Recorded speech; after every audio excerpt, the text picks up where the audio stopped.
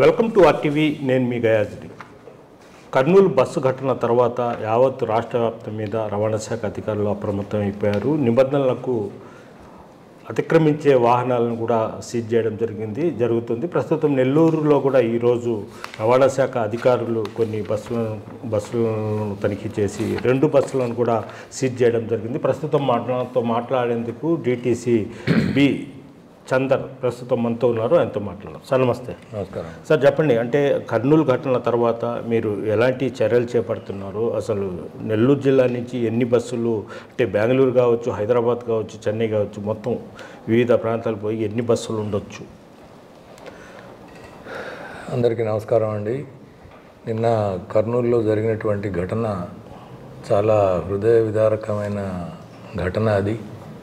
అది అంటే అఫీషియల్గా ఇక్కడ కూర్చుంటే నేను డీటీసీని, కానీ నా బంధువులు, నా ఫ్రెండ్స్, నా తెలిసిన వాళ్ళు కూడా ఇదే రకంగా బస్సులో ప్రయాణిస్తారు.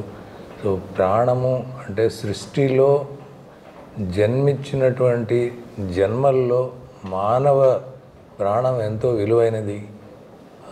ఎంతో భవిష్యత్తు ఉండే పిల్లలు కూడా నిన్నటి యాక్సిడెంట్లో ఉన్నారు. సో అలాంటి యాక్సిడెంట్ జరగడం అనేది చాలా నా హృదయాన్ని కదిలించి వేసిందండి.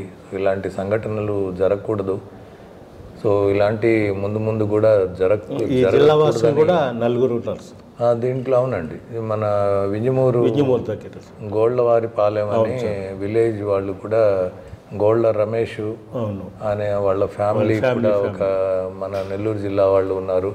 దాంట్లో ఆయన భార్య, 2 చిన్నపిల్లలు కూడా దీంట్లో చనిపోవడం జరిగింది. ఏదేమైనా కానీ ఇటువంటి సంఘటనలు జరగకూడదు, జరిగి ఉండకూడదు, ఫ్యూచర్లో కూడా పునరావృతం కాకూడదండి. సార్, మొత్తం టోటల్ ఎన్ని బస్సులు ఉండి, అసలు మీరు ఈరోజు మొత్తం రైడ్ చేశారు కదా, ఎన్ని బస్సులు సీజ్ చేశారు సార్? నిన్న ఘటన జరిగిన వెంటనే చెకింగ్లు చేయటం ఒకటే మా ఉద్దేశం కాదండి. యాక్చువల్గా మేము దీన్ని రెగ్యులర్ పార్ట్గా మేము నిర్వహిస్తున్నాము నిరంతరంగా. అంటే ఒక్కొక్క జిల్లా వాళ్ళము ఒక్కొక్క రోజు అని పెట్టుకొని మేము నెల్లూరు తరపున మనం ప్రతి బుధవారం నాడు మనం ఈ యొక్క సీసీ బస్సుల తనిఖీ అనేది చేయడం జరిగిందండి. అంటే ప్రతి బుధవారం కూడా ఒకళ్ళు తిరుపతి వాళ్ళు గురువారం కానీ, లేకపోతే ఒంగోలు వాళ్ళు శుక్రవారం అని కానీ, అట్లా మేము ప్రతి వారం కూడా నిరంతరంగా మేము చెక్ చేయడం జరుగుతుందండి. నిన్న జరిగినటువంటి నేపథ్యంలో మళ్ళీ ఈరోజు కూడా మేము నెల్లూరులో మా యొక్క రవాణా శాఖ ఆధ్వర్యంలో మేము తనిఖీలు చేపట్టడం జరిగింది. ఈరోజు చేసినటువంటి తనిఖీల్లో మేము 8 వాహనాలను సీజ్ చేయడం జరిగింది. 33 కేసులు రాయడం జరిగిందండి. ఈరోజు 33 కేసులకు గాను 8 వాహనాలు మేము సీజ్ చేయడం జరిగిందండి మొత్తం. అవునండి. ఓకే. సార్, అసలు ఈ బస్సు డ్రైవర్లు కానీ, అదేవిధంగా ఎలాంటి నిబంధనలు, వాళ్ళు ఎన్ని గంటలు నిద్రపోవాలా, అదేవిధంగా ఆల్కహాల్ వంటి తీసుకోవడం వల్ల కొన్ని ప్రమాదాలు జరుగుతున్నాయి అనే దాని మీద మీరు ఎలా దృష్టి పెడుతున్నారు, ఎలా నియంత్రించే ప్రయత్నాలు చేస్తారు? బస్సు ఈ యొక్క లాంగ్ డిస్టెన్స్ ట్రావెల్ చేసే బస్సులకి కంపల్సరీగా 2 డ్రైవర్లు ఉండాలండి. 2 డ్రైవర్లు, దాని ఉద్దేశం ఏంటంటే ఒక driver more than 8 hours journey చేయకూడదు. 8 అవర్స్ అండి. అదండి. అలాగే డ్రంక్ అండ్ డ్రైవింగ్ చేసి బస్సులో ఎక్కకూడదు. ఇలాంటివి ఏంటంటే మేము చెక్ చేసేటప్పుడు బ్రెత్ అనలైజర్తో మేము టోల్ ప్లాజాల దగ్గర జనరల్గా, అంటే బస్సులు ఆపడానికి కన్వీనియంట్గా ఉంటుందని టోల్ ప్లాజాల దగ్గర మేము చెకింగ్ నిర్వహించేటప్పుడు బ్రెత్ అనలైజర్తో డ్రైవర్ ఏమైనా తాగి ఉన్నారా అని కూడా చెక్ చేయడం జరుగుతుందండి. సార్, వీళ్ళకు హెవీ లైసెన్స్ అంటే కావాలా, మామూలుగా ఎట్లా సార్? కొంతమంది లైసెన్స్ లేకుండా కూడా నడుపుతున్నారు. అదేవిధంగా క్లీనర్కి కూడా చేతికి బండి ఇచ్చేస్తున్నారని ఆరోపణ. లేదండి, ఇవి హెవీ బస్సులే, హెవీ ప్యాసింజర్ వెహికల్ అంటాం మనం ఈ బస్సులని. సో వీటికి కంపల్సరీగా హెవీ లైసెన్సే కలిగి ఉండాలి. Heavy licence. అవునండి. క్లీనర్లు బస్సులు ఇవ్వటం అలాంటివి చేయకూడదు. అందుకనే 2 డ్రైవర్లు కంపల్సరీ ఉండాలా. ఎందుకంటే మీరు కూడా ఆలోచించండి, ఓనర్లకు కూడా రవాణా శాఖ తరపున మనవి ఏంటంటే, మనం ఒక బస్సులో డైలీ అంటే 35 నుంచి 40 మంది దాకా మనం తీసుకెళ్తున్నాము. సో వాళ్ళ భవిష్యత్తు ఎంతో, వాళ్ళ మీద ఆధారపడిన వాళ్ళు కూడా చాలామంది ఉంటారు. డ్రైవర్ నడిపే డ్రైవర్కి కూడా ఆయన మీద ఆధారపడి ఇంట్లో ఫ్యామిలీ పిల్లలు ఉంటారు. కాబట్టి ప్రతి వాళ్ళు జాగ్రత్తగా ఆలోచించి ఈ క్లీనర్లకు ఇవ్వటాలు ఇలాంటివి కాకుండా, తాగి నడపడం కాకుండా, సెల్ ఫోన్ మాట్లాడుతూ బస్సులు నడపడం కాకుండా, బాగా ఎక్కువ స్పీడ్లో ఈ ఓలో బస్సులు వచ్చాక ఎక్కువ స్పీడ్లో పోవటము ఇలాంటి కాకుండా, స్పీడ్ లిమిటింగ్ అనేది కంపెనీ వాడు పెడతారు. ఆ స్పీడ్ లిమిటింగ్ ప్రకారంగానే పోవాలి. అందరి జీవితాలు మీది జీవితమే, బస్సులో ప్రయాణిస్తున్న వారి జీవితాలు అందరూ మన జీవితాలు అని చెప్పేసి ఫీల్ అయ్యి. సార్, ఒక మద్యమే కాకుండా ఈ మానిక్ చంద్స్ అని, అదేవిధంగా చాక్లెట్ టైప్స్ మత్తు అలాంటివి కూడా తీసుకుంటున్నారు, తీసుకొని డ్రైవింగ్ చేస్తున్నారు అనేది కూడా ఇది ఉంది. మీ దృష్టికి ఏమైనా? అది ఏదన్నా అదే కాకుండా, సపోజ్ మనం ఏదన్నా దగ్గు మందు లాంటివి తీసుకున్నా కానీ మనకు కొంచెం సెడేషన్ కాజ్ చేస్తుందండి. సో ఈ గుట్కాలు అవి ఇవి అనే కాదు, మెడిసిన్స్ తీసుకున్నప్పుడు కూడా ఇప్పుడు సపోజ్ అంటే చెప్పొచ్చో లేదో నాకు తెలియదు, యాక్చువల్గా నాకు బాగాలేదు ఈరోజు. నేను మార్నింగ్ కూడా మెడిసిన్ తీసుకుంటే నేను కొంచెం డౌజీగా ఉన్నా. నేను అవును సార్, కాఫ్ సిరప్లో కొద్దిగా డల్గా ఉంటుంది. అదే అలర్జిక్ మెడిసిన్ నేను నైట్ ఒకటి తీసుకున్నాను, మార్నింగ్ తీసుకున్నాను. సో ఇప్పుడు కూడా నేను డౌజీగా ఉన్నా. అట్లా ఈ కొన్ని కాఫ్ మెడిసిన్స్తో కూడా డౌజీనెస్ వస్తుంది. ఈవెన్ అలా ఉన్నప్పుడు మనం డ్రైవింగ్ చేయకూడదండి. ఎటువంటి గిట్కాలు కూడా తీసుకొని డ్రైవింగ్ చేయకూడదండి. సార్, అదేవిధంగా ఈ ఎవరైతే ఈ ప్రైవేట్ ట్రావెల్స్ వాహనదారులతో కూడా మీరు ఏమైనా సమావేశం ఏర్పాటు చేసి వాళ్లకు సూచనలు సలహాలు ఇవ్వబోతున్నారా? యూజువల్గా మనం వీళ్ళు పండగలకి ఎక్సెస్ ఫేర్ కలెక్ట్ చేస్తారు కదండి. అప్పుడు ప్రతి పండగ అంటే మనకు సంక్రాంతి, మనకు అంటే సంవత్సరం మారాక మా అతిపెద్ద పండుగ మనకు సంక్రాంతి వస్తుందండి. సంక్రాంతి టైంలో కూడా వీళ్ళు ఎక్కువ ఫేర్స్ వసూలు చేస్తారు అన్నప్పుడు మేము మీటింగ్ పెట్టి, అప్పుడు ఈ ఎక్సెస్ ఫేర్ కలెక్ట్ చేయకూడదు అనే దాంతోపాటు ఏమేమి తీసుకోవాల్సిన జాగ్రత్తలు కూడా వాళ్ళకి చెప్పడం జరుగుతుందండి.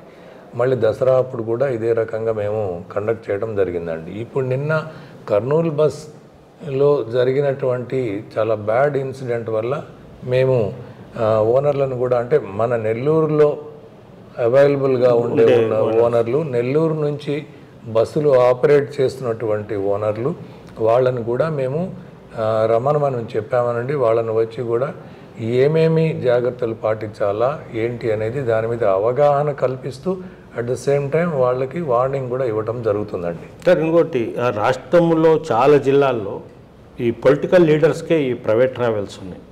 వాళ్ళ ఒత్తిడి వల్ల కొన్ని నిబంధనలు, అంటే వాళ్ళు నిబంధనలు అతిక్రమించిపోతున్న అధికారులు ఏం చేయలేని పరిస్థితి అనేది ఉంది. అంటే కర్నూలు కావచ్చు, అనంతపురం కావచ్చు, హైదరాబాద్, అంటే 2 తెలుగు రాష్ట్రాలు. అంటే నెల్లూరులో అలాంటి పరిస్థితులు ఏమైనా ఉన్నాయా? అట్లా మేము ఎవరి ఒత్తిడిలో లేమండి. మీకు తెలిసి ఇప్పటిదాకా మేము గత సంవత్సరం 187 కేసులు మేము ఈ యొక్క బస్సుల మీద రాయడం జరిగిందండి. అదే రకంగా ఈ సంవత్సరం అంటే ఇప్పుడు 10వ నెల దాకా కూడా మేము దాదాపు 500-600 కేసులు కూడా రాయడం జరిగింది. ఈరోజు ఉదయం మేము 33 కేసులు రాయడం జరిగిందండి. 33 కేసులు రాసి మేము 8 బస్సులు సీజ్ చేయడం కూడా జరిగింది. కాబట్టి మాకు ఎటువంటి ఒత్తిళ్ళు ఏమీ లేవండి. సార్, బయట నుంచి వెళ్ళే, అంటే ఒక నెల్లూరు కాకుండా బయట నుంచి వెళ్ళే బస్సులు కూడా ఎన్ని ఉండొచ్చు సార్ సుమారుగా? మనకు నెల్లూరులో ఇప్పుడు ఆల్ ఇండియా పర్మిట్ అయ్యాక ఒకటి ఏంటంటే, ఈ బస్సుల వాళ్ళు ఎక్కడన్నా రిజిస్ట్రేషన్ ఎక్కడన్నా ఉండొచ్చు అనే విధానం మీద వీళ్ళు అంతకుముందు మనకుండే బస్సులు కూడా తీసుకెళ్ళి వేరే రాష్ట్రాల్లో, అంటే మినిమం 3 స్టేట్స్ ఉండాలి నేషనల్ పర్మిట్, అంటే వేరే రాష్ట్రాల్లో అడ్రస్లు పెట్టుకున్నారండి. కానీ మన దగ్గర ఒక 4 బస్సెస్ మాత్రమే ఇలా నైట్ పూట తిరిగే బస్సులు రిజిస్టర్ అయి ఉన్నాయి. మన నెల్లూరు మీద కనుక చూస్తే మనకు దాదాపుగా ఒక 150 నుంచి 200 బస్సులు, అంటే నెల్లూరు మీదుగా తిరుపతికి కానీ, ఇటు పక్క చెన్నైకి కానీ, పాండిచ్చేరికి కానీ అట్లా పాస్ అయ్యే బస్సులు ఒక 150 నుంచి 200 ఉంటాయండి. Okay, thank you sir. Thank you. ఇది పరిస్థితి. మేజర్గా సీసీ బస్ యజమానులకు మనవి, మానవ ప్రాణం ఎంతో విలువైనది. మీ మీద ఆధారపడి వాళ్ళ గమ్యాలకు చేరడానికి ఏదో ఒక పని నిమిత్తం హాస్పిటల్కో, చదువులకో, ఉద్యోగాలకో పోవాల్సిన భావి భారత పౌరులు ఎంతో భవిష్యత్తు ఉండే పిల్లలు కూడా మీ యొక్క బస్సులో ట్రావెల్ చేస్తారు. మీరు కొన్ని మనం ఎవ్రీ టైం చెప్పుకున్నటువంటి సూచనలు పాటించండి. ఎస్పెషల్లీ ఎమర్జెన్సీ డోరు వెనకాల ఉంటుందండి. ఆ యొక్క ఎమర్జెన్సీ డోర్ అయితే ఉంటుంది చాలా బస్సుల్లో, కానీ ఆ డోర్ని మీరేం చేస్తున్నారు, సీటింగ్ బస్ అయితే ఆ డోర్కి ముందు సీట్లు ఫిట్ చేస్తున్నారు.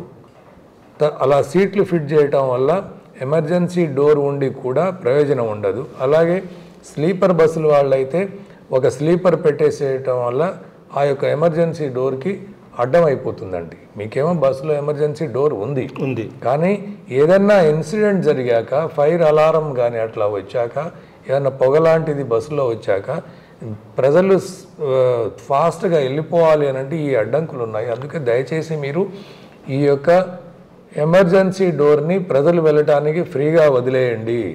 ఎమర్జెన్సీ డోర్కి ముందు ఎటువంటి సీట్లు కానీ ఎటువంటి బర్తులు కానీ మీరు ఫిట్ చేయొద్దని చెప్పేసి మా యొక్క మనవి. అదేవిధంగా ఫ్రంట్లో ప్యాసింజర్ ఫ్రంట్ నుంచి మనం దిగే మెయిన్ డోర్ అంటాం. ఆ మెయిన్ డోర్ దిగే దగ్గర డ్రైవర్ కంపార్ట్మెంట్కి పైన ఒక బర్త్ పెడతారండి. ఆ బర్త్ పెట్టడం వల్ల అది దాటి ఈ డోర్ దగ్గరకు వస్తుంది ఆ బర్త్. సో లోపల నుంచి మెయిన్ డోర్కి వెళ్ళే వాళ్ళు డోర్ తీసేటప్పుడు ఈ బర్త్ అడ్డం వస్తుంది, డ్రైవర్ పడుకునే బర్త్. సో అది కూడా అక్కడ ఉండకూడదు, అది కూడా తీసివేయాలి. అటువంటి కేసులు మేము ఈరోజు ఉదయం దాదాపు 28 కేసులు రాసామండి. సో సీసీ బస్ యజమానులకి ఉప రవాణా కమిషనర్ కార్యాలయం నెల్లూరు తరపున మా యొక్క మనవి అంటే ఎమర్జెన్సీ డోరు ఫ్రీగా వదలండి. అక్కడ ఎటువంటి సీట్లు కానీ బర్తులు కానీ మీరు బిగించకండి. అట్లాగే ఫ్రంట్ మెయిన్ డోర్కి వెళ్ళేటప్పుడు కూడా డ్రైవర్ పైన సెకండ్ డ్రైవర్ పడుకోవడానికి మీరు ఉండేటువంటి బర్త్ను అక్కడ తీసివేయండి. అది లోపల ఒక బర్త్లో పడుకోవాలా, కానీ అది కూడా అడ్డంగా ఉండకూడదు. ఎందుకంటే ఏదైనా ఎమర్జెన్సీ అన్నప్పుడు ప్రజలు ఫ్రీగా వెళ్ళిపోయేటట్టు ఉండాలి. అలాగే ఇటు సీట్లకు మధ్యలో ఉండే ప్యాసేజ్, గ్యాంగ్ వే అంటాం మేము, గ్యాంగ్ వే కూడా నిర్దిష్టమైన ప్రిస్క్రైబ్డ్ స్పేస్ వదిలి మాత్రమే మీ సీట్లు ప్లాన్ చేసుకోండి. 1-2 సీట్ల కోసం మీరు కక్కుర్తిపడి ఎక్కువ సీట్లు కావాలని కక్కుర్తిపడి మీరు గ్యాంగ్ వేని తగ్గించడం వల్ల నైట్ టైం ఏదైనా జరిగితే ప్రజలు దిగి వెళ్ళేటప్పుడు ఒకళ్ళనొకళ్ళు మనం ఫ్రీగా వెళ్ళేటట్టు వెళ్ళాలి, జామ్ అయ్యేటట్టు ఉండకూడదు. ఈ కొన్ని ప్రికాషన్స్ ఓనర్లు తీసుకొని ప్రజల ప్రాణాలు కాపాడటంలో మీరు కూడా భాగస్వాములు అవ్వాలని చెప్పి మేము రవాణా శాఖ తరఫున కోరుతున్నామనండి. ధన్యవాదాలు. Okay, thank you sir. ఇది పరిస్థితి. ప్రధానంగా నిబంధనల ప్రకారం ప్రతి ఒక్కరూ నడవాలి, ఎంతటి వారైనా ఉపేక్షించేది కూడా లేదు. అయితే ఈరోజు కూడా 32 కేసులు నమోదు చేసి 8 బస్సులను కూడా సీజ్ చేయడం జరిగింది. కొన్ని వాహనాల్లో ఎమర్జెన్సీ డోర్ల దగ్గర సీట్లు కూడా ఇచ్చేయడం జరిగింది. అదేవిధంగా ప్రధాన ద్వారం దగ్గర కూడా అడ్డంకులు ఏర్పడి ఉండి వాటిని కూడా పూర్తిగా ఇచ్చేయాలి. వారి స్వలాభం కోసం, అంటే ₹4 డబ్బులు వస్తాయి కోసం అక్కడ సీట్లు అదేవిధంగా కొన్ని అడ్డంకులు ఏర్పాటు చేయడం వలన ఏదైనా ప్రమాదం జరిగినప్పుడు దిగడానికి కూడా ఇబ్బంది పడి ఎంతో ప్రాణాలు కోల్పోతున్నారు. అయితే వీటన్నిటినీ తీసివేయండి, మా రవాణా శాఖ అధికారులు కూడా సహకరించాలంటూ కూడా డిటిసి చందన్ గారు చెప్తున్నారు. Video Pradeep Gaza TV Nellore నుంచి. తెలుగులో ఫాస్టెస్ట్ న్యూస్ ఇప్పుడు కొత్త అవతారంలో 5 సెకండ్లోనే పూర్తి వార్తా సమాచారం మీ చేతిలో. సోషల్ మీడియా ట్రెండ్స్ మీ కళ్ళ ముందుకే live TV and voice search options తో ఇప్పుడే డౌన్లోడ్ చేయండి. యాప్ లింక్ డిస్క్రిప్షన్ లో ఉంది.